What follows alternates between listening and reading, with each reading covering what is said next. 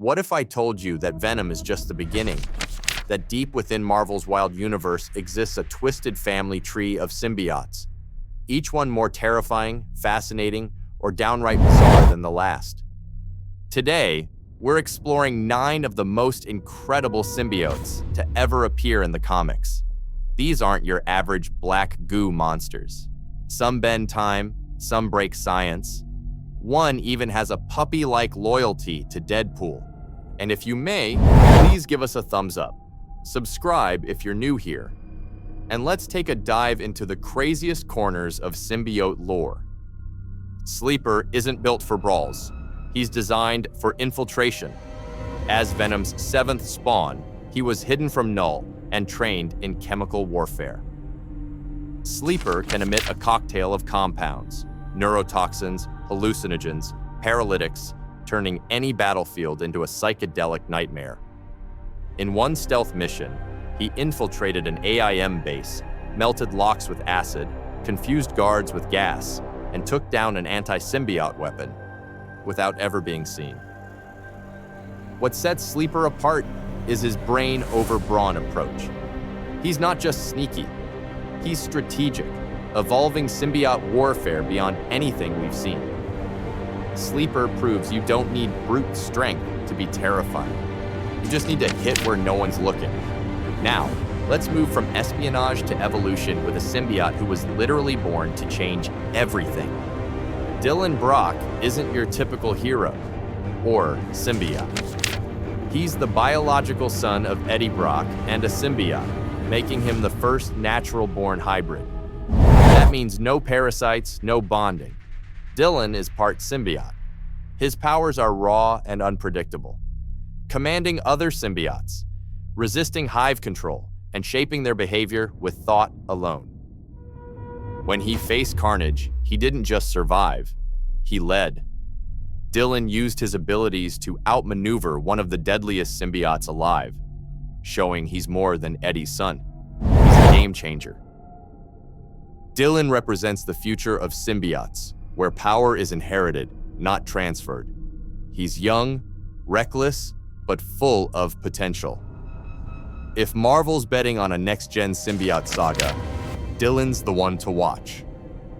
From inheritance and destiny, let's step into ancient myth and modern terror with a symbiote who conquered Asgard itself.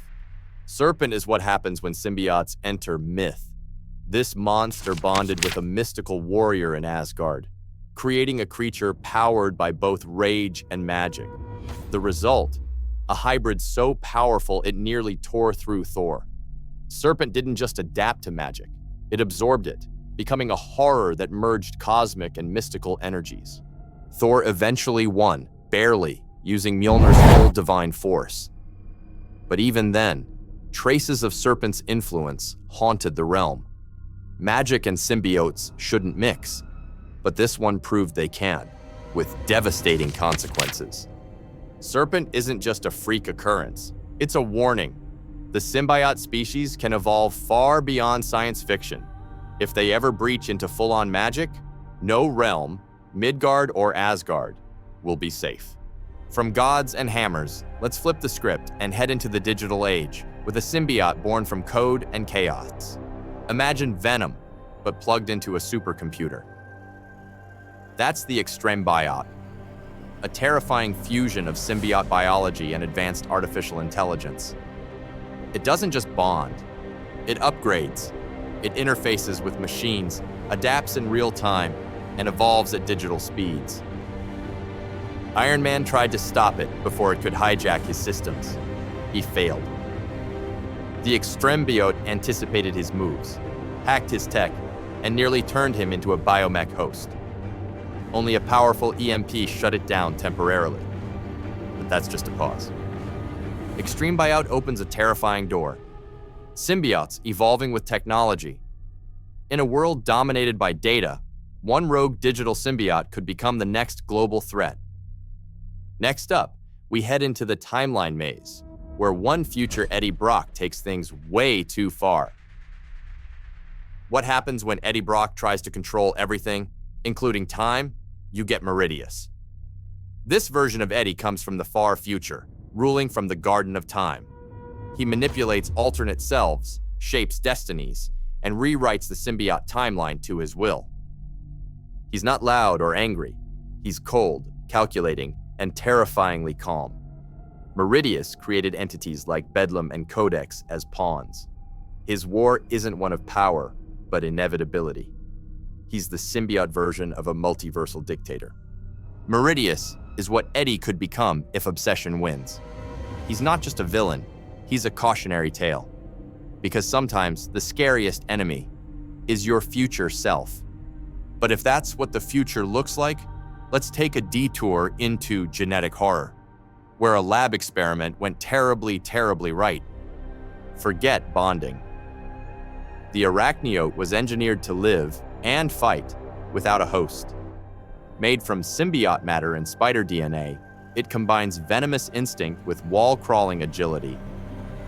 It mimics Spider-Man's powers, but with a monstrous twist, mutation on demand, no humanity attached. When it battled both Spider-Man and Venom, the fight was chaos incarnate. Even sonic disruptors barely slowed it down. And then, it vanished. No death, no trace, just gone. The Arachniote breaks every symbiote rule. It doesn't need a host, it doesn't want one. And its disappearance? That's the worst part, because it could return, smarter, faster, deadlier. But from one predator, let's jump to the most unexpectedly adorable monster in the Marvel Universe. She's named Princess, but don't expect tiaras. This ferocious symbiote bonded with Deadpool, and what makes her stand out isn't her power, it's her loyalty. Princess acts more like a guard dog than a parasite. She doesn't just protect Wade, she loves him. When cyborg hunters ambushed them, Princess went full berserker, tearing through enemies with claws and tendrils. And then, she nuzzled Deadpool like it was just another Tuesday. It's absurd. It's wholesome. It's very Deadpool. Princess reminds us that symbiotes aren't all darkness and rage. Some, when bonded with the right kind of crazy, can become the most loyal partners imaginable. Now let's throw cuteness out the window and bring in pure, unfiltered rage. Bedlam is what happens when Eddie Brock's rage is weaponized. He's massive, grotesque, and fueled by destruction. No tactics, no finesse, just violence. Bedlam exists to smash everything in his path, especially those tied to Eddie's bloodline. His most intense battle? Facing Dylan Brock. Bedlam wasn't just an enemy, he was Dylan's worst fear made flesh. Their fight nearly broke Dylan, physically and emotionally. But Dylan stood tall. He didn't just survive, he grew. Bedlam lost, but his legacy remains a brutal warning. He's proof that symbiotes don't need magic, tech, or timelines to be terrifying. Sometimes raw rage is enough. And finally, let's bring it back to the beginning. The creator, the god, the origin of all this madness. Before the stars lit the sky, before the first heartbeat of the universe, there was only darkness. And in that silence dwelled Knull, a being of pure void who saw light as an unforgivable trespass. When the Celestials ignited the cosmos, Knull retaliated with his creation. A weapon forged from living darkness itself, the All-Black, the Necrosword. That blade would later empower killers like Gore the God Butcher, but it was only the beginning of Knull's legacy. Banished back into the shadows, Knull began crafting an army of living weapons, symbiotes, each one an extension of his will, all bound to a single hive mind. He became their god, their master, their source. For eons, he spread his influence across galaxies, shaping the fate of entire civilizations. Planets fell, gods were devoured, and the name Knull became legend whispered in fear. But nothing could prepare the Marvel Universe for the King in Black event. Knull descended upon Earth like a cosmic plague, blotting out the sun and overwhelming heroes at every power level, from the X-Men to the Silver Surfer. Even Asgard felt his reach. His control was so absolute, even powerful hosts like Thor and the Hulk were overrun. And just when hope seemed lost, Eddie Brock, yes, Eddie, rose as the chosen one of the Enigma Force, the god of light. Armed with a new divine purpose, Eddie challenged Knull directly, shattering the Hive's grip and destroying its source once and for all. Knull wasn't just a villain. He was the answer to decades of questions about symbiote origins.